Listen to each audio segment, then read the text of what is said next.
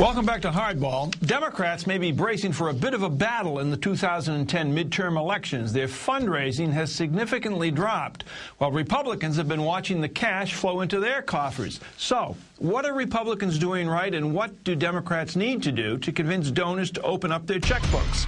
Rich Masters is a Democratic strategist and former aide to Senator Mary Landrieu, and Joe Watkins is a Republican strategist.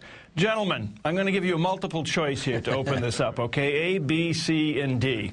A is the reason the Democrats aren't being able to raise the kind of money they thought they would is complacency. That's A. You know, people figure we won, we're in good shape. B, it's the economy. We're in a major rut, and people don't have the kind of excess cash to spend that they did a year ago. C, a bunch of Wall Street rich people who contributed to Obama. Oh, he's new, this is going to be great, we're going to change everything. Compensation restrictions, bonus restrictions, I'm not giving them any money ever again, or D, other, okay? Rich Masters, take a crack at it. What do you think it is? Well, I mean, I think there's a little bit of truth in many of those. I mean, there's a little bit of complacency, I think. But truthfully, I think a lot of it has to do with the economy where we are right now. And let me bring up another point, too, Mike, is that I think that we're all kind of stunned that this president is actually governing. He's not running the presidency as if it's an extension of the DNC, much like we saw with the Bush administration. It was an extension of the Republican National Committee. He's actually trying to govern. He's got a very busy agenda. Senators and members of Congress all have a busy agenda. Health care, the economy, the environment, really across the board. And Barack Obama has proven that you can raise tens of millions of dollars when the idea is right and the motion is behind you, and you can do that in a relatively quick period. So I think Democrats are in good position going into next year. We need to get health care done. We need to keep this economy on the right track that it's on. Joe, I can hear you shaking your head.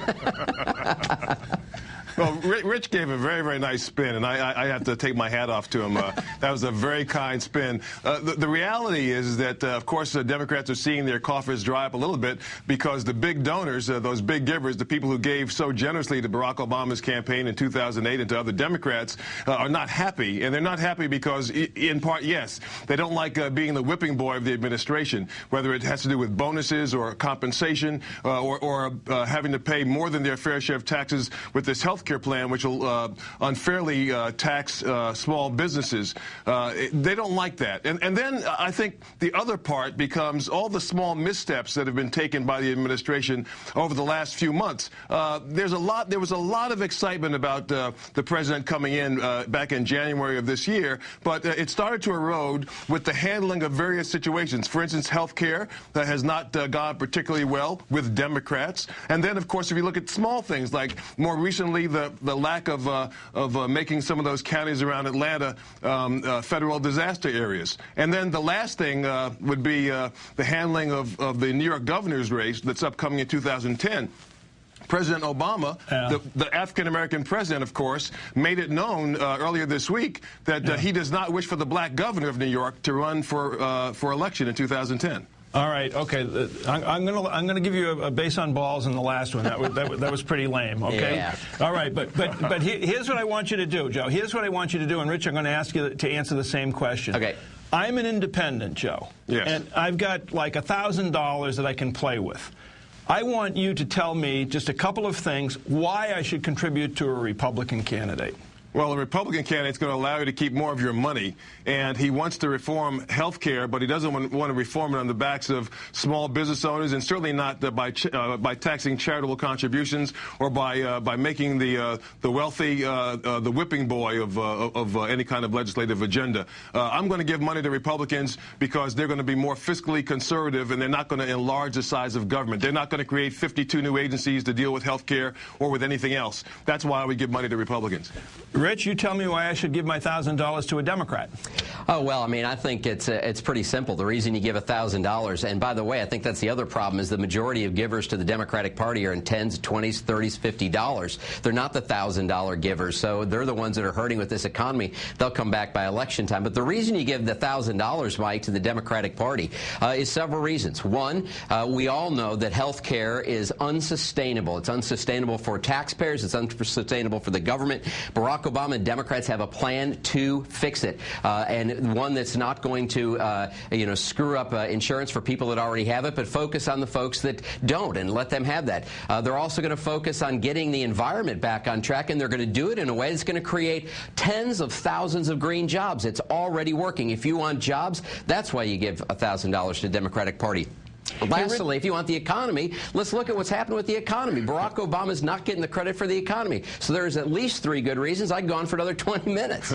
Hey, Joe, let me ask you, well, first of all, how do you think Michael Steele is doing in terms of raising money for the Republican Party? He's doing very, very well, and that probably is the best measure of the job that he's doing. He's got to raise money for the party. He's got to encourage great candidates to come out to run in 2010. He's got to win those midterm elections, win back some House seats and some Senate seats and some governor's races in 2010, and he's really sharply focused on that. Hey, Rich, I think we could all agree that we have a fairly angry electorate out there in a very volatile time in our country's history for reasons having very little to do with who was in office. Let's state that, okay? How much more angry do you think the average person would be if they knew the amount of time their elected officials have to spend raising money?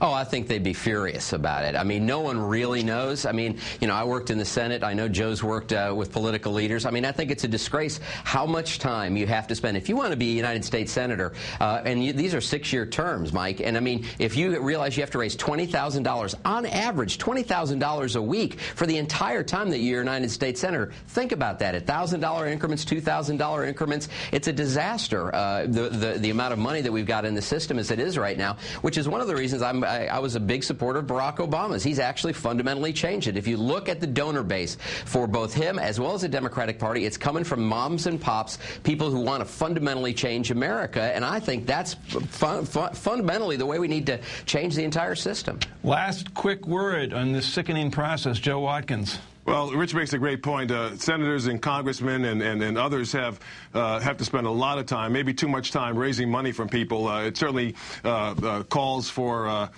makes it sound attractive to push for term limits so that we don't have people running again and again and again and again. But at the same time, I don't see that the system changes anytime soon. We have a shot in 2010 to recapture a number of seats, a number of House seats. Certainly, if we can make inroads in the Northeast, that would be huge for Republicans because we've lost a lot of our footing there. So 2010 is a real opportunity year.